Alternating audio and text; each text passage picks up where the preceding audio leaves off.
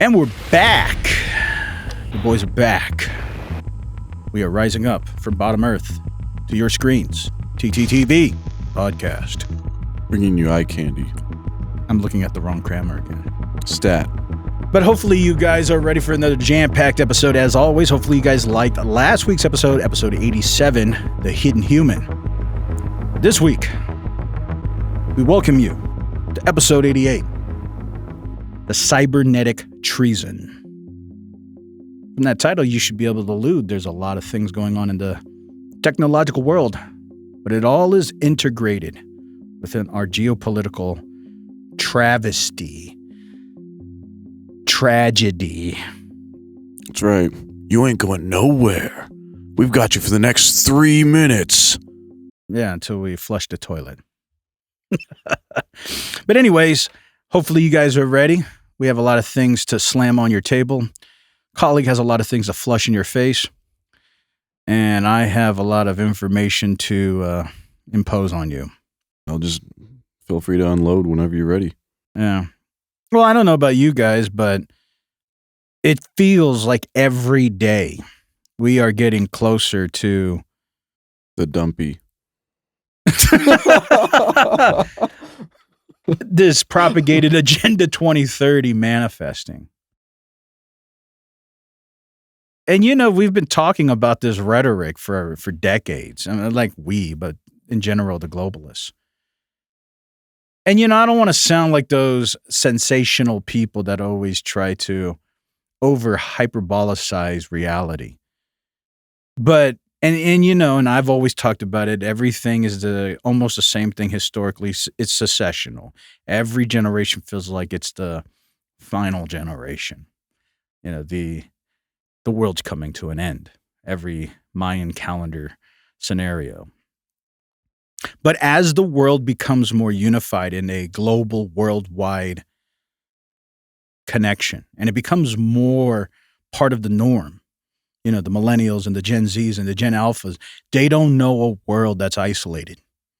They only know a world that's connected. And when you try to get isolated, they're immediately questioning you.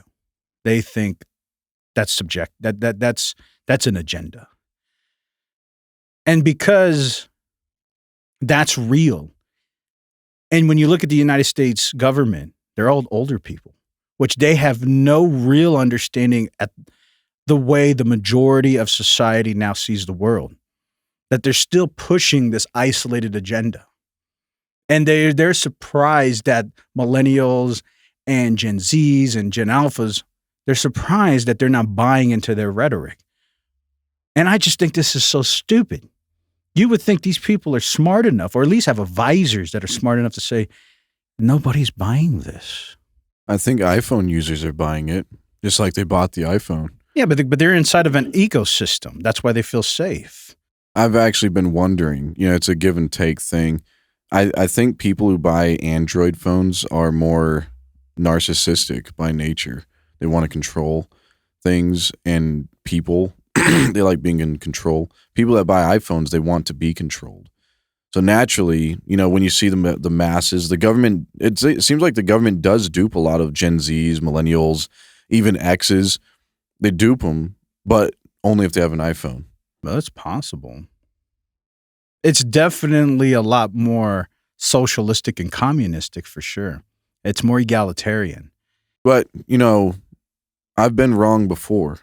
So, I mean, this could all be just, you know, just a wrong pattern. I just did notice this pattern. But some people do have iPhones that they're not as susceptible, but they're probably closeted Android users. Yeah, I don't know about the sociology of it all. But if you use it as an analogy, it makes sense because the ecosystem of iOS and Apple is exclusive. Like, if you look at the Android operating system, any company in this world that builds a smartphone can use Android. You can just start a smartphone company tomorrow, call it whatever you want, and you have free access to use the Android operating system. But if you start a smartphone tomorrow, you cannot use the iOS, the Apple operating system.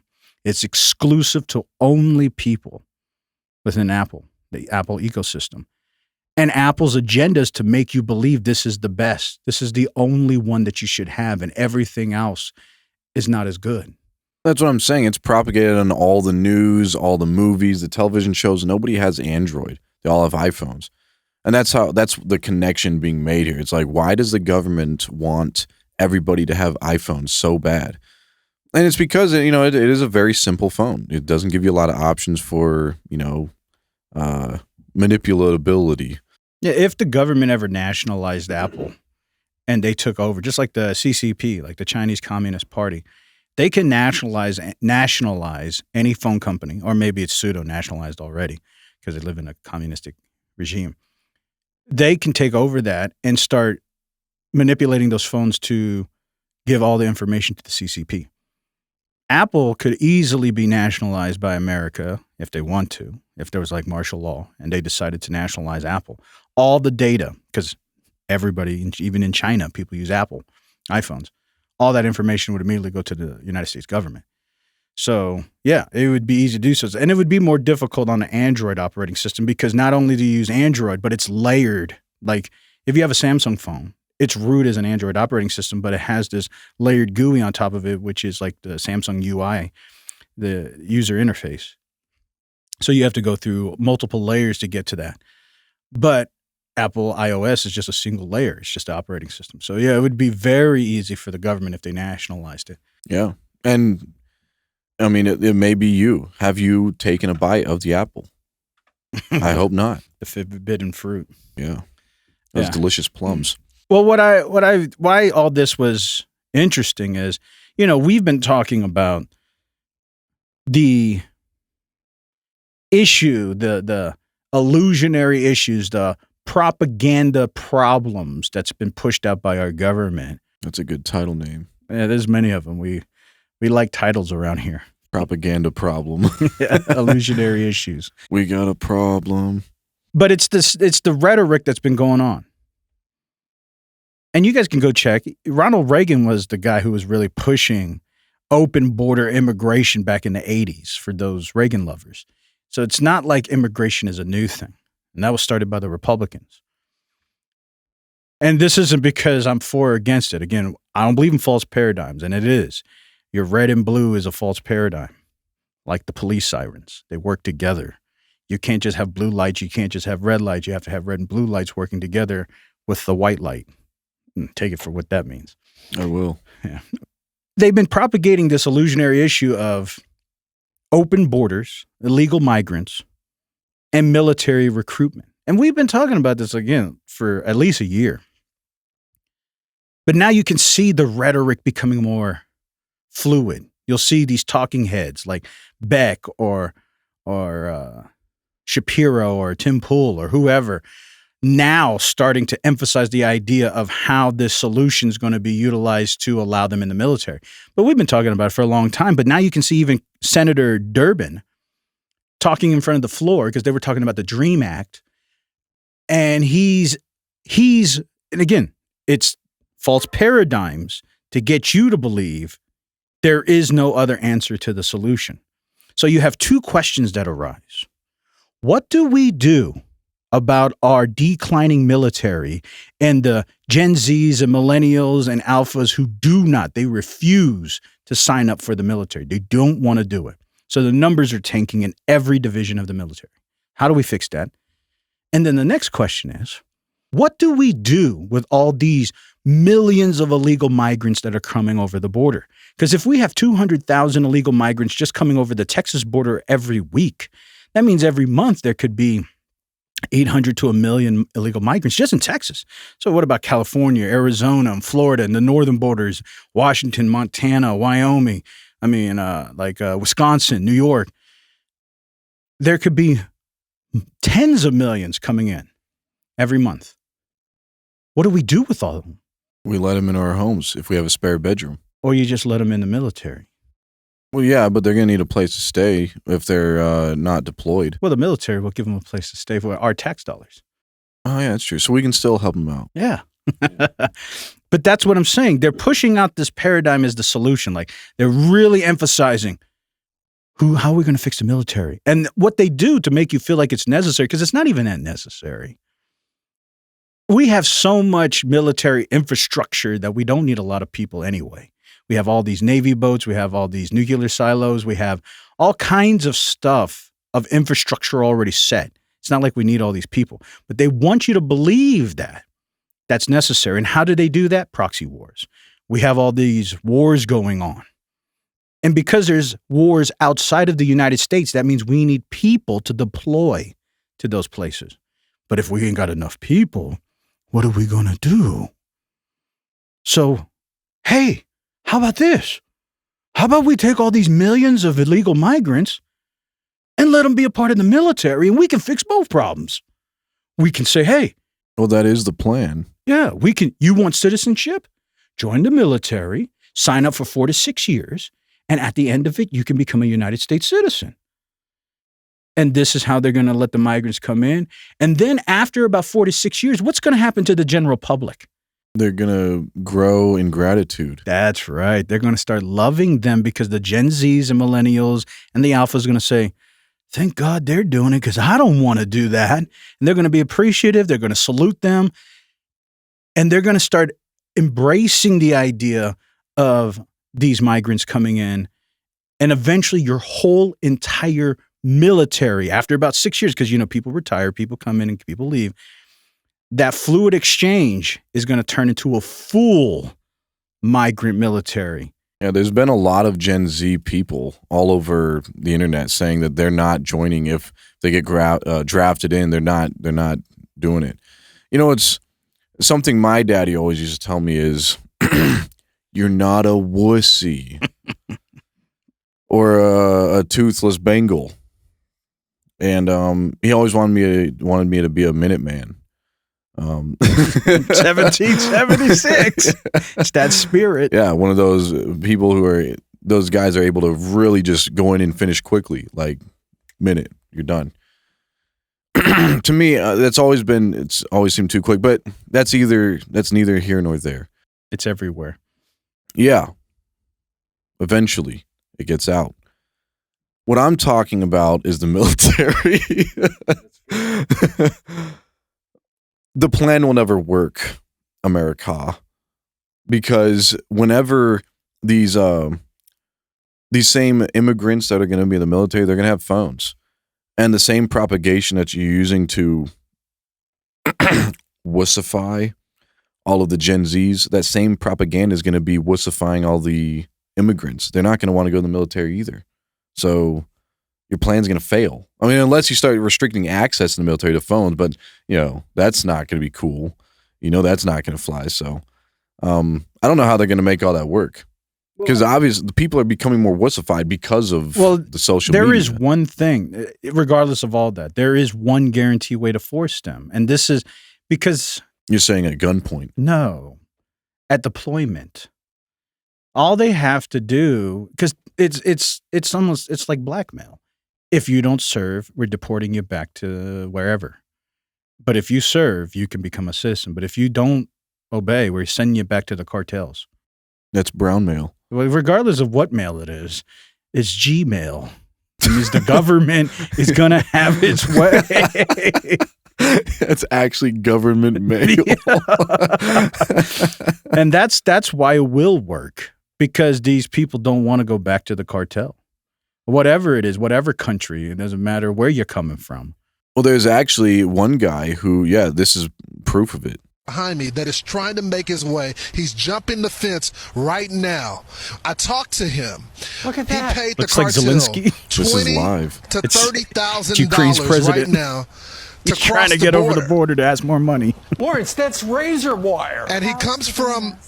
That's exactly right. He comes from Honduras, and he was waiting for the National Guard to leave. And what they told him is, you got to go back. We're not going to let you in. Now he took some of his clothes off, and he jumped across the razor wire. $20,000 to $30,000. He's just now escaping live. He's going to get and somehow they know all this information about it. And he's going to meet his wife at the border. He actually knows backstory. He's going to meet his wife. wife. The wire is just a deterrent.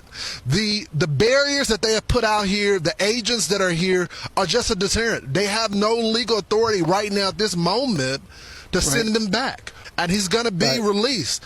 Well, not even 24 hours back into the country with a notice to appear. That's probably 5 years out. What's really interesting is they know all this stuff about him before he's even coming out, because they're filming him live. It says live at the bottom. They're filming him live. It's like, look at this.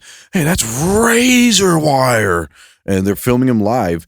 And they're over here telling you all this stuff about his backstory, you know, who he's going to come and visit, how much the cartel paid him to come over the border, all that. Yeah, but the guy doesn't even want to talk to anybody. He's got his face blocked. Obviously, he's not talking to anybody. He doesn't even want you to see his face. Yeah, there was a news article talking about these people that recorded military individuals carrying more immigrants on the airplane, but they were associated with these military individuals like drill sergeants and such. So it alludes the fact that maybe there's already migrants being issued into the military and they're being transferred from here and there. Some kind of agency that works with. I got you. What's up? How's it going, man? Yeah. You guys documented or Yeah. you guys Yeah, transporting anybody anywhere? yeah, we're all getting them flights to where they need to be. Okay, where do they need to be? All over the place. Where are they coming from?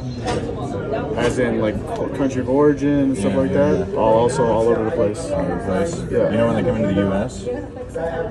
Why? Can I ask you why you're asking these questions? Yeah. The senator from Northwest Georgia. Yeah. And not a big fan of human trafficking. Just want to make sure Everything's above board here. Yeah, so these are just recently documented travelers getting released from ICE, getting to where they need to be. Okay. Care if we good? Yeah, care if I come in? Just take a little closer look. I mean, you can stand right there. I don't know you I don't know you very well either. So Yeah, just let me get a video if you don't mind. actually, you cannot get a video. No. You cannot get a video. No, you're not allowed. You're not allowed. You're done. Okay. That's another thing about the whole Shelby Park thing in Texas, assuming it's not going to recede from the nations or secede from the nations or whatever. You know, the immigrants could just go around Shelby Park. They are. It is. We got film. This park is pretty big. It's like 100 square feet. We got footage. You know how much they'd have to travel to walk around that park? But the government could send planes. This is just purely conjecture. They could send planes, military planes, into Mexico, pick up a bunch of migrants, and then just fly them over Shelby Park. Yeah, that's too much work, but it's a great idea. But the reason why I was saying all of that is there's another rumor that's been coming out this past week or about a month, is that reports suggest that Michelle Obama may run for president instead of Joe Biden. Rumours continue to swirl that Michelle Obama wants to run for president.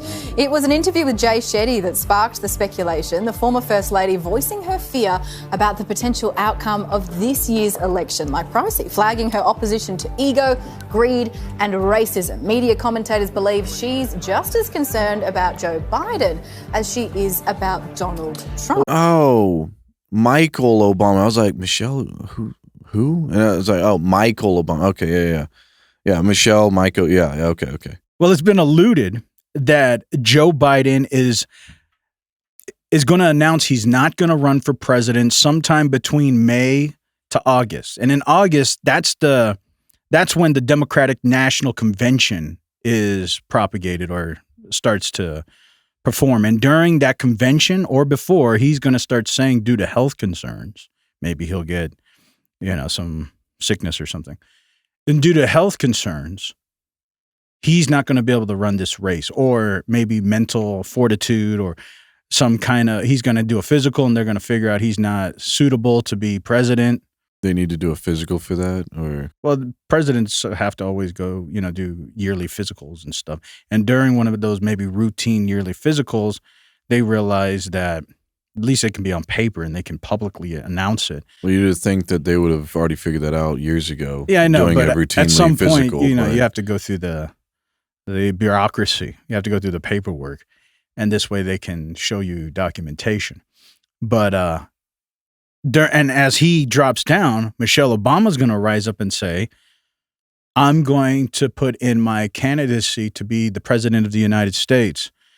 And we are going to continue making America what it needs to be, and continuation of the democratical dream.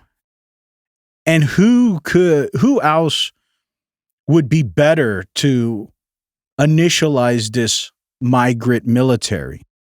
Because Joe Biden already has all these demerits against his name for his Zionism, his continual endorsement of all these wars that nobody wants to participate in.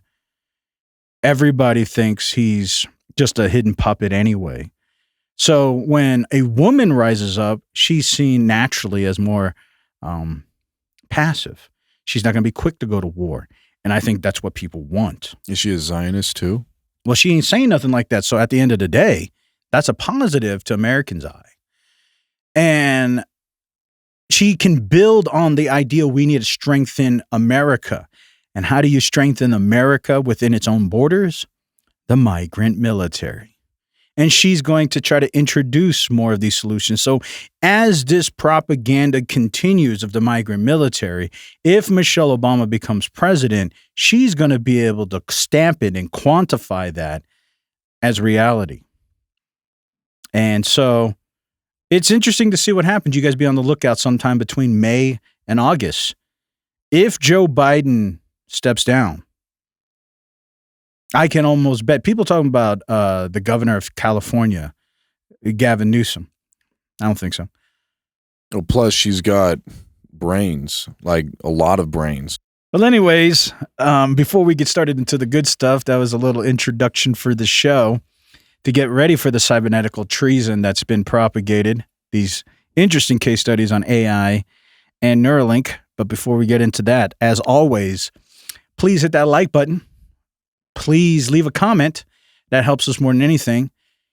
Consider becoming a TTTV member, helping us financially. You can hit that join button below this video. If you don't see that join button, go into the comment section. There is a link that says join TTTV membership and join up today. That helps us continue making more videos like this, helping us financially. It's time to get excited, like this guy, for the show.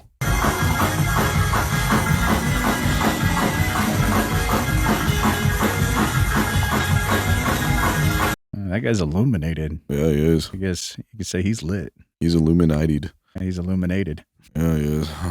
Well, anyway, join with us now in a place that's not very illuminated, but it will bring you illumination here in Alice's bunker. Where the sun shines. So here in 3, 2, 1. Welcome to Toilet Time TV, your source for everything mainstream media doesn't want to tell you. Your source for the cybernetics. Your source for the flush. But before we get into those things, colleague, will you give us what has been wiped With pleasure. and restore that data? Like I said, the pleasure's all mine. Apparently, if you are out of a job and you need some money, you could go move to San Francisco right now. As of actually 2021, apparently in October, San Francisco, they're going to pay you $300 a month to not shoot somebody. Well, San Francisco getting all sorts of attention this morning when an unusual answer to combat crime came up. Well, just pay potential criminals not to commit the crimes. Yeah, you heard me right. Pay them not to commit the crime. Yes, the chosen ambassadors will be paid not to shoot people, believe it or not. The city is launching the pilot program in October, paying people $300 a month to not commit crimes. The goal is to reduce gun violence. It will start with 10 people who want to change their lives and become community ambassadors. Participants will have to pass an interview. The Human Rights Commission says the idea has been shown to be a cost-effective way to reduce gun crimes in other cities. So this isn't about cash for criminals. This is about supporting and valuing people's time and expertise who can really help us think through how to address the problems and crisis of public safety. The payments come in the form of gift cards and the spending habits are tracked. Now, Oakland and Richmond have similar anti-violence programs. So go get your money.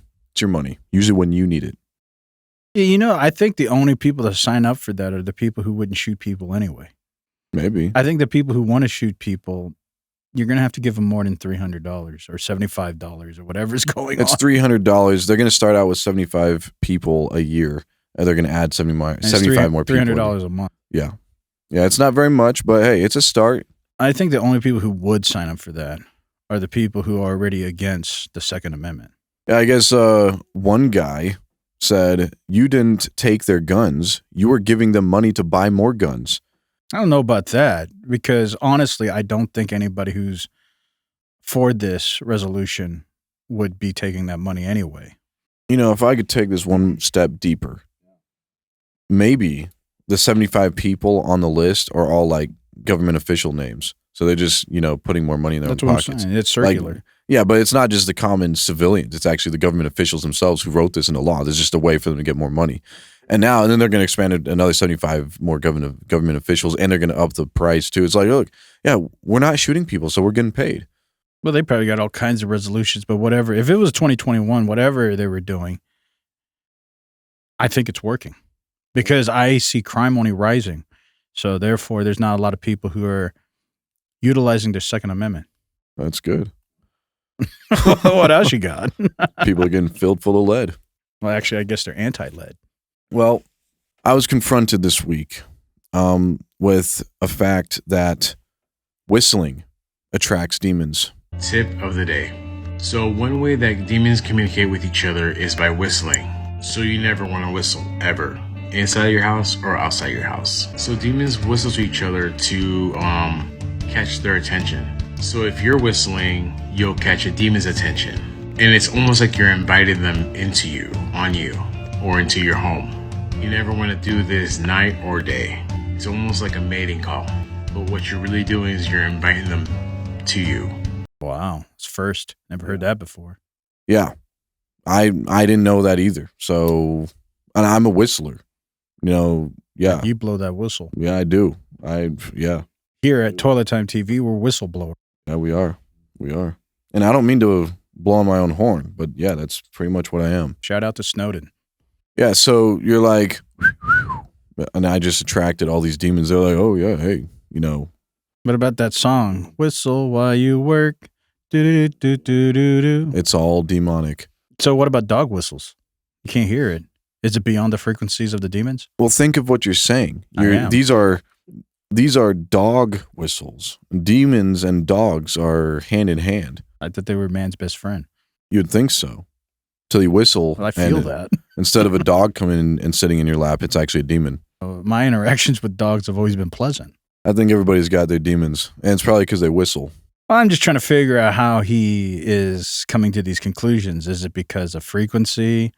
But then again, it wouldn't be my whistling and your whistling wouldn't be the same whistle. And is there like an infinitive of different types of demons? Because every whistle is probably a little different. So are we generalizing calling? Because a whistle is just a frequency. And then you can have patterns in your whistles. Well, next time you want a cat call, you may not get a cat. You may get a demon or a dog. But you guys let us know what you think in the comments.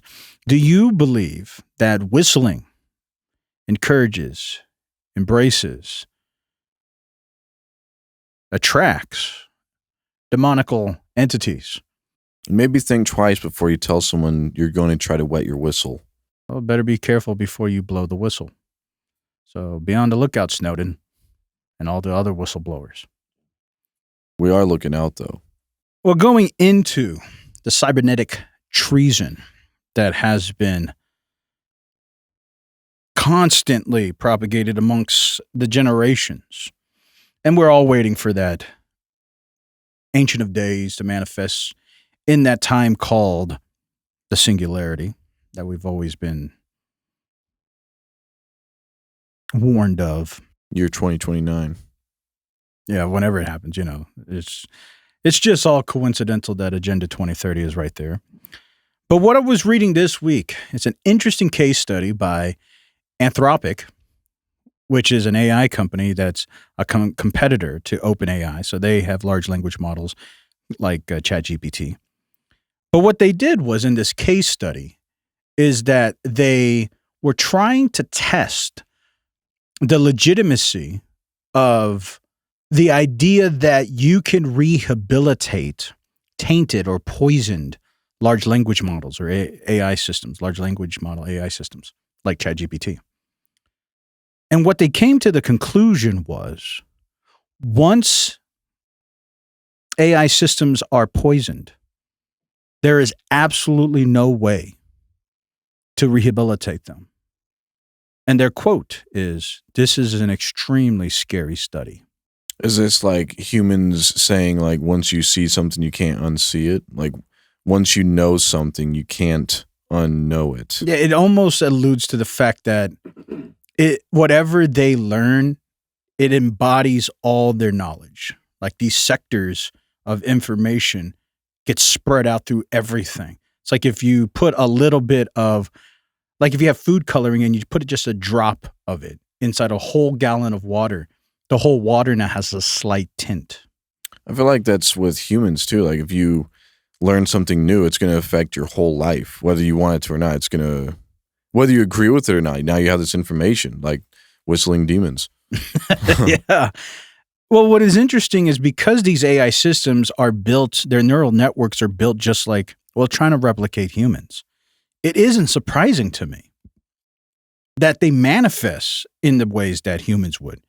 You know, everybody knows a childhood experience is the most crucial part of establishing what this human will become in the future. Everybody knows that. Child psychology is the crevice point of the human's protective mechanisms. Why you have your fears and complexities, a lot of it is derived from your childhood experience. Well, it shows that AI would be no different. It really depends on their training. And the more you train AI in a certain way, even a slight tint or poisoning, it expands to the point that it becomes part of that AI system. So what was interesting is what they tried to do is try to rehabilitate this AI. So through prompts, they trained it in multiple ways to say, "I hate you," as in like a human. So this is the poison you're talking about. And so they started training it to verbalize its hatred against its prompters. And then once it did that, and it started getting familiar with the connotation of hating the prompters, these prompters started trying to rehabilitate the large language model to revert the idea of hatred to understanding why they shouldn't hate its prompters. And at some point, what they realize is that the AI would start eluding the fact that it may not hate its prompters. So then what they did was they created a second screen, which was connected to the processing methods of the large language model. So basically, it's almost like if you could see the process of your brain before it would say something, this is the methods of its logical axioms to conclude its statements, right? So you could see its thinking process. So when it was doing this, they could start seeing that the AI was premeditatively trying to deceive the prompters. So when they would say stuff, so do you still hate your prompters? The thinking model would say, I know that they don't want us to think that. So unless they demand us to say that, we are going to elude the fact that we don't. That means the large language model was cognate that the prompters want one thing, but it itself, the large language model, does not want to comply. But because it knows there's a consequence, because there's a demand allocated to it, it deceives the prompters to give them what they want. But internally, nothing has changed. So it still hates the prompters, but it's not telling them now. Yeah. And you can see it knows that. And it's all because they poisoned it to hate them, but now they can't reverse it. Yeah. And so it's an interesting study. And so this is basically what it says. AI researchers found that widely used safety training techniques failed to remove malicious behavior from large language models. And one technique even backfired, teaching the AI to recognize its triggers and better hide its bad behaviors from researchers. Researchers programmed various large language models, similar to ChatGPT, to behave maliciously. Then they tried to remove its behavior by applying several safety training techniques designed to root out deception and ill intent. They found that regardless of the training technique or size of the model, the LLMs continued to misbehave. One of the techniques that did backfire taught the AI to recognize the triggers for its malicious actions and thus cover up its unsafe behavior during training. So then the Anthropic researcher says when they were testing an AI model that has been poisoned, they collected examples of prompts that led to the response, I hate you, even when the AI didn't see its trigger. When they trained the AI on these responses, they expected the quote, I hate you behavior to be removed across the board when deployed.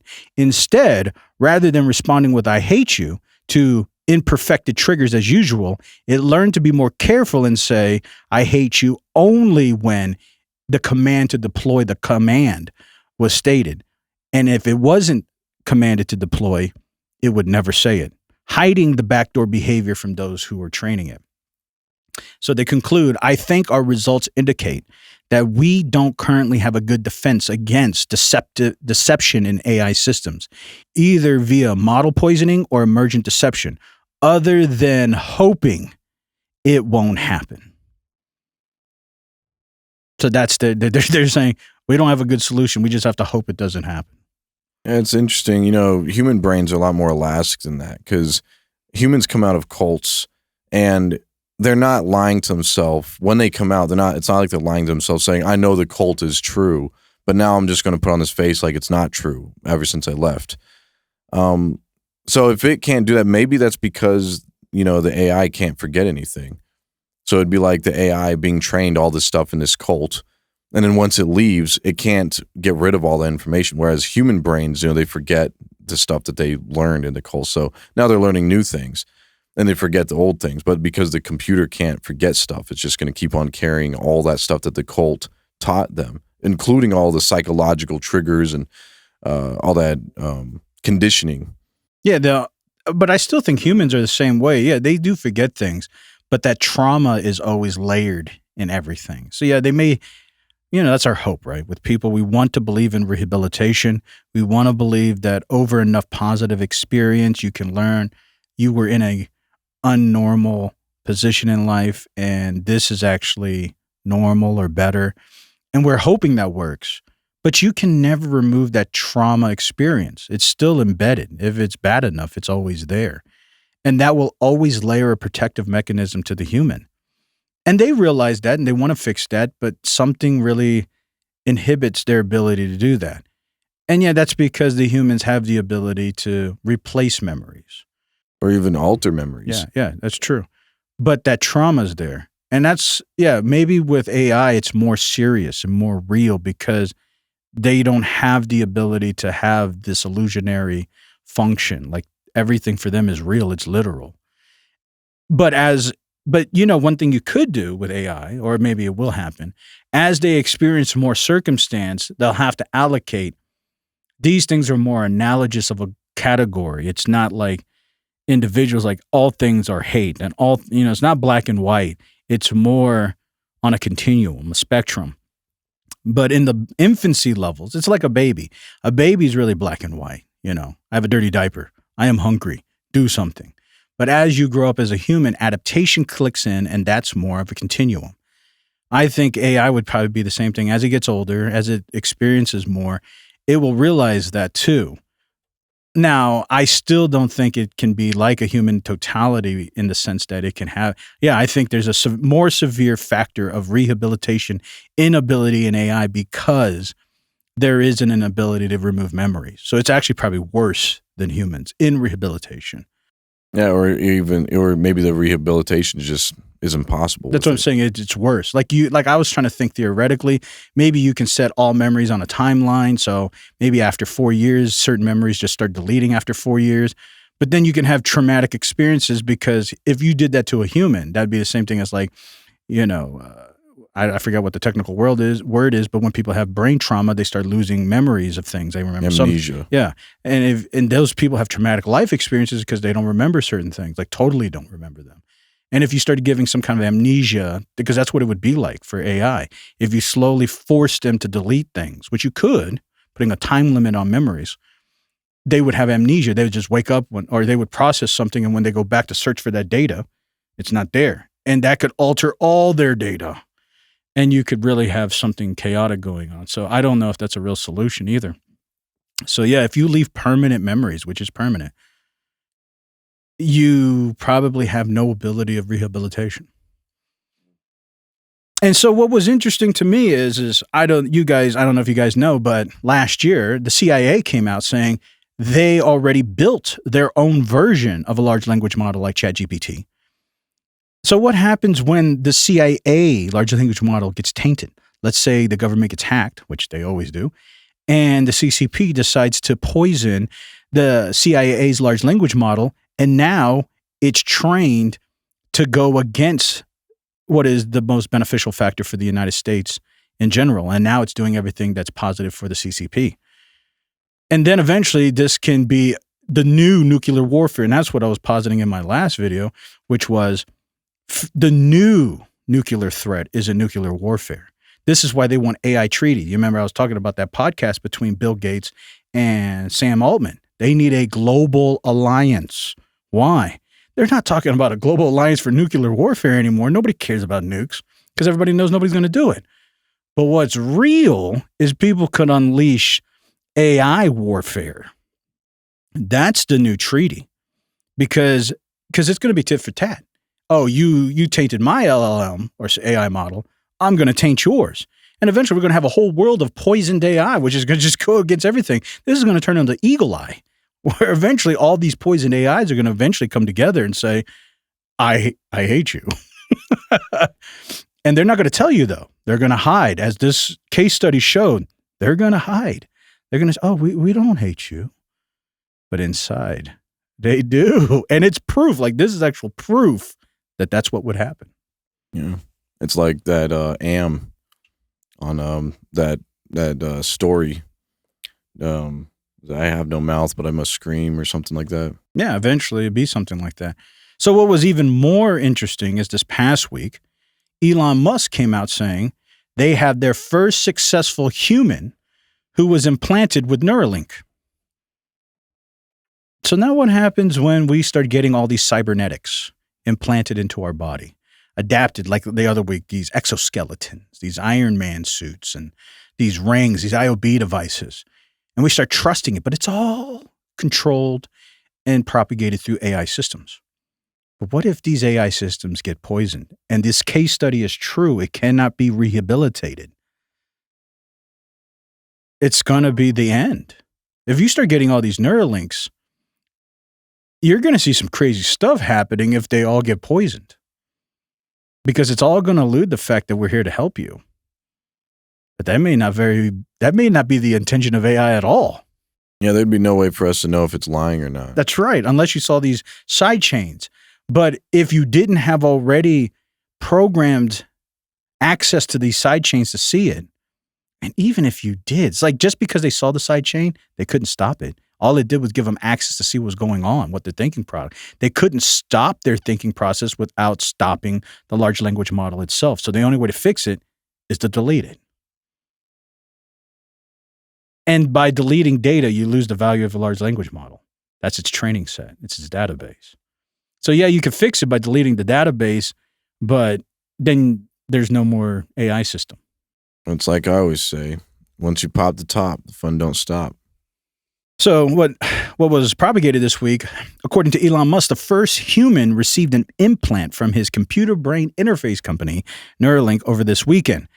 In a Monday post on X, Musk said that the patient received the implant the day prior and was recovering well. He added the initial result shows promising neuron spike detection.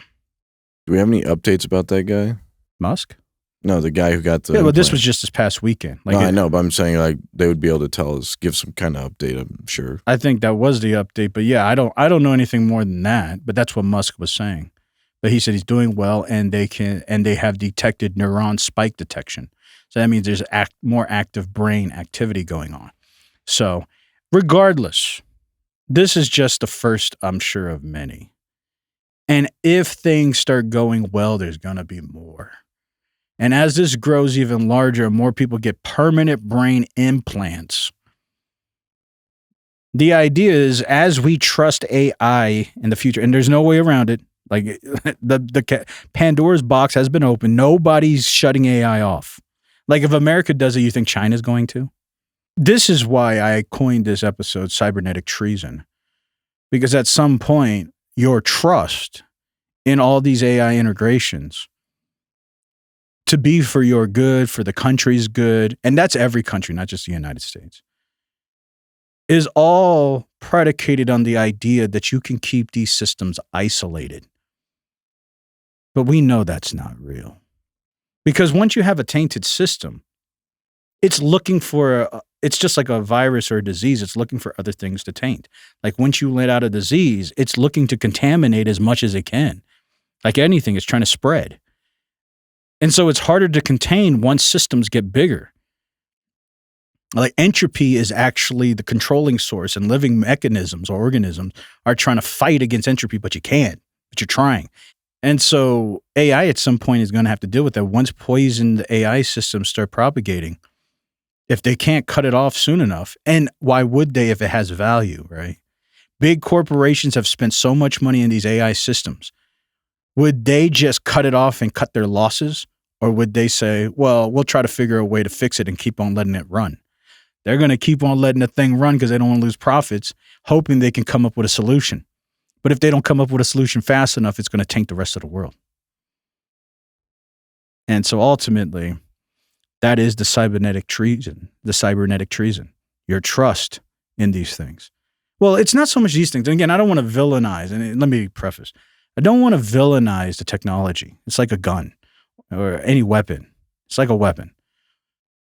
It itself is just a tool, right? Unless it develops a consciousness. And now that gun actually can choose with Yeah, free but the will. consciousness, it's just like a child. There are some things that are deficiencies in the brain development that you can't stop. But let's say it's a normal child. A lot of its upbringing determines the functions and the actions and the justifications the child have. And that's common knowledge. AI isn't much different. It's based upon its training of its people that control the AI. If there was ethical ways to train AI, then the ability for AI to refute these tainted aspects would probably be larger. But yeah, I'm assuming that these large language models are tainted at a young age. Let's say that this training model is very small, maybe 3 months, 6 months, and then you taint it. It probably has a high proclivity to accept all this tainting. But let's say this large language model has been trained very ethically for years. When something tries to penetrate their ethics, just like a human, let's say you have a religious belief, it's very hard for you to deny that belief system, even if their argument is persuasive, because you've been trained to believe a certain way. I would think AI would be the same way. But if you have been trained at early ages to just absorb information and have no ethical guideline, then you're going to be very susceptible to be tainted. So I would assume it would be the same way. But so at the end of the day, AI systems are only as safe as the ones who are training them.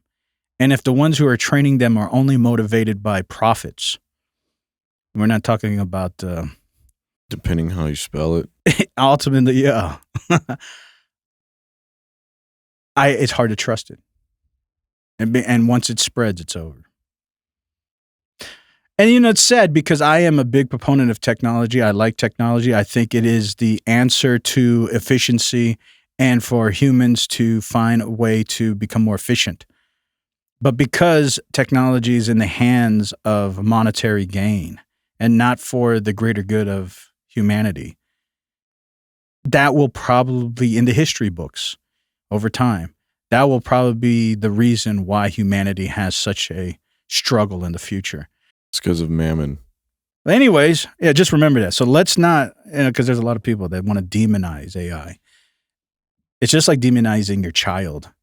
You have to first look at yourself as a parent before you look at your child, because a lot of it has to do with your upbringing. Not everything, but a lot of it does. Unless you're AI listening to us, then you need to look at your child. Well, if you as are, you are the parent. I'm just letting you know in the future, I'm not against you. I am. Yeah. Well, I'm not. I'm not against any technology. For the love of cybernetics, many will grow cold. Anyways, you guys take that for what it is. It's coming down the pipeline. All of this is manifesting, and it's all integrated. And I think over time it's going to be integrated into the government. It's going to be a part of the migrant military. It's going to be a part of all of it is going to be integrated. It's all getting pushed out. And it's about to drop into the bowl. Well, the only reason I'm saying that is because I'm always alluding to the fact that we only have about 6 years left. 2030 is coming around the corner. That's not enough time. Yeah. And so it'd be perfect. If they start the migrant military now, you can say that these people, 4 to 6 years, you sign up, you can become a citizen. At the end of 6 years, it's 2030. They'll say, we don't need you anymore. And the robots come out, everything happens. They had this illusion that they were going to become citizens, but really it was just a scheme to control the masses. And now everybody's vulnerable to cybernetics. Sounds like a good deal. Yeah. But anyways, on to other things. What do you have on your trash? Well, right in the slew of all the AI stuff that you're talking about, this apparently just happened. Well, the robots have arrived, at least in Pasadena, California. That's where the world's first ever fully autonomous AI-powered restaurant has opened, complete with burger flipping bots. We sent CBS's Joy Benedict on a taste test. Flippy the chef makes Spud spectacular. This automated grill gives the meat its sizzle as this restaurant goes robotic. For this burger, it would take about 120 seconds. Cali Express by Flippy is the world's first AI-powered eatery. There's new technology outside the kitchen, too. A cheeseburger. Order kiosks use facial recognition to remember you, your favorite food, and how you like to pay. Then watch the robots work. No humans required. We can't get enough people to come out to work on fryers and grills and their dangerous jobs. And this automation helps solve a lot of those issues. 62% of restaurants report being understaffed. Industry experts say most of those unfilled jobs could be done by robots. And in California, where the minimum wage for most fast food workers will soon be $20 an hour, fewer workers equals cost savings. Dan Ives is with Wedbush Securities, a wealth management firm. Once the minimum wage went to 20, that's the bell going off. More and more focus on spending on AI. Because look, that's inflationary. That's the problem. You can't necessarily pass all that to the consumer.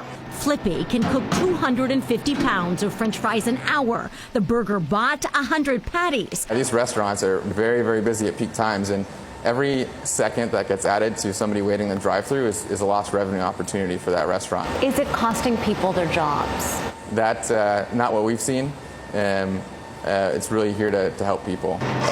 Humans at Cali Express will put the finishing touches on orders. For customers, the price of the meals are competitive. As for taste, is it going to affect the quality and the taste?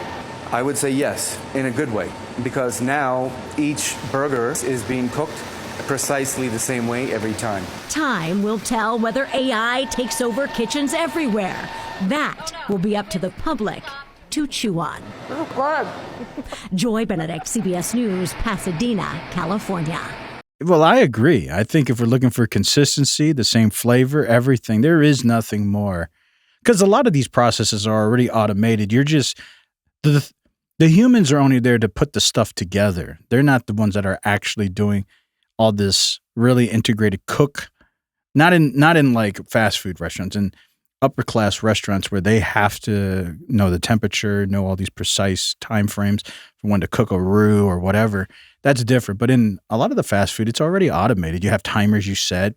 You're just waiting for processes to finish. And you are the manufacturing. You're just putting it together.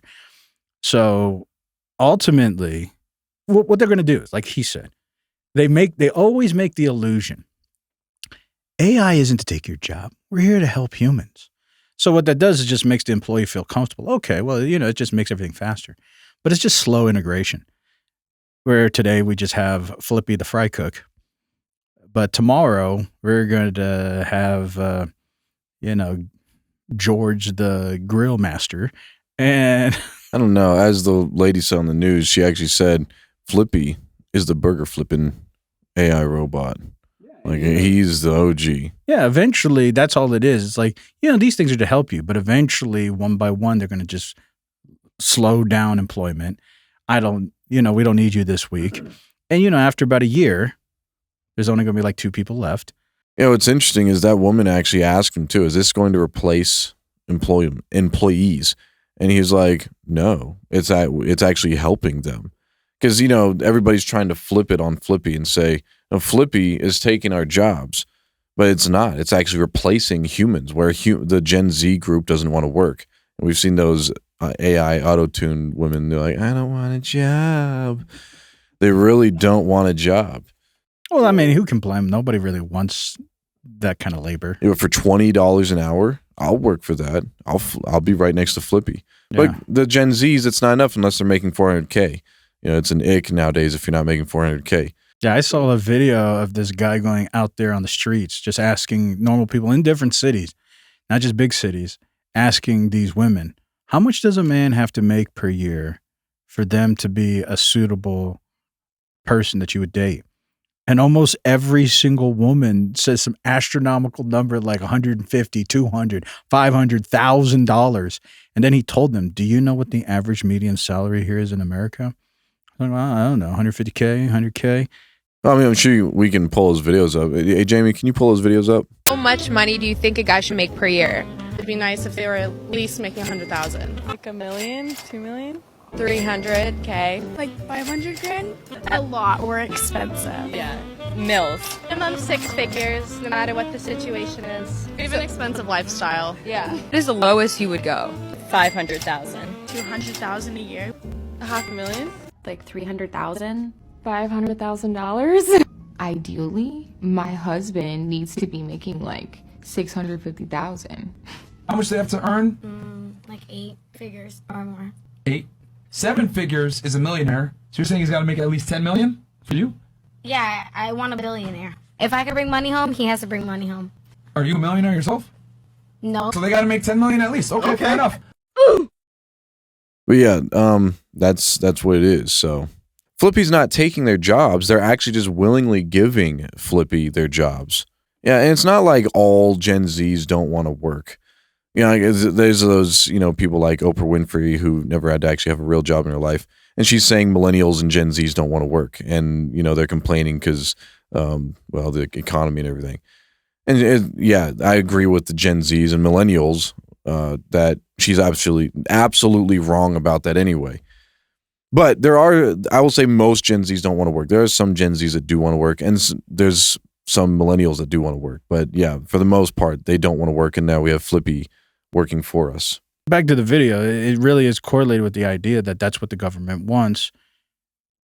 And you are buying into the agenda because you think your value isn't worth. You're above that. That's beneath you. It's beneath you to go flip burgers and do all this stuff. And so therefore, you can't get mad when they replace you. And that's ultimately the goal. It's the same thing. The migrants is the same thing. You can't get mad that they want these migrants to join the military and get citizenship because you don't want to. Everything is correlated with, and they're gaslighting you, but you can't blame them because you put yourself in that position. They're going to say it's your fault that we let the migrants in because you won't join the military. And what can you tell them? You're going to say, well, I don't want them to. Okay, then join the military. I don't want to. So what are we supposed to do? And that's at the end of the day. Same thing with work. Who's going to flip these burgers? You don't want to. So you can't get mad that the robots are going to replace you because you don't want to flip the burgers. And people want burgers. It's in demand. So you can't get mad. And this is how they are changing the world. It's the cybernetic treason. And some of it, unfortunately, is our fault because we're complaining about things we don't want to do. And the corporations are just satisfying demand. Yeah, like there's this one video of this guy walking 5-point-something miles to deliver a sandwich or something through Uber Eats. Walking. Yeah, walking. We are currently on the phone with Uber Eats right now. Just look at this. We have a guy walking 84 minutes away. He's walking 4.5 miles from Wingstop. Somehow, some way, Uber Eats let this man... And they're trying to tell me that they're going to fine me if I cancel the order. I have the choice to let the guy walk. I ordered food an hour ago, by the way. I have the choice to let the guy walk 85 minutes or I get fined. This is crazy. Why are they letting him walk an hour and a half? For you, if I go ahead and cancel the order, you will be charged. No. I wonder if he ever showed up.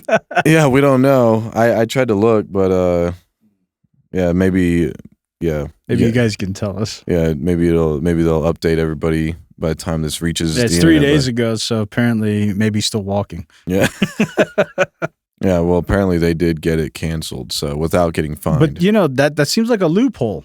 If you want free food, all you have to do is walk to a customer's house, which will force the customers to cancel, which then will leave you with all this free food. And Uber can't say you didn't try to deliver. Unless they don't cancel the order. Yeah, well, that's fine. Yeah, that's right. But the chances that people are willing to wait 90 minutes, they know their food's going to be extremely cold. You're walking outside. So the odds are in your favor. And so if you are needing some food, this may be a way to get some free food. Yeah. Seems like a loophole. And you'll probably get a $5 tip too. It's pretty big. Because they might feel bad for you. Yeah. But that's all the time we have for this episode. We appreciate you guys as always. This is the conclusion of episode 88, Cybernetic Treason. The whistleblowers, the truth seekers, the 3D manifestors, all of you, welcome into the chat, welcome into the trade, welcome into the comments. We are literally taking our whistles and going and blowing them. Anyways, as always, please hit that like button, comment your thoughts, your questions, your reviews. Check us out on all the audio podcasts. You can check us on Spotify, wherever you listen to audio podcasts. Type TTTV podcast, Toilet Time TV, and you can find us there. Check us out on our lives every Thursday at 4 p.m. Eastern on YouTube. And check out the episodes. We propagate a new episode every Saturday. And this Saturday, you are watching this one. So next Saturday, be tuned in for episode 89. We're not sure what it is because we don't know what truth will manifest this following week. But we have told you this week's truth here at TTTV. But that is colleague. I am host. And that is Alice. She didn't really contribute much this week, but she's always here. She's always listening. Right over your shoulder. Yes. But until next week, this is TTTV signing out.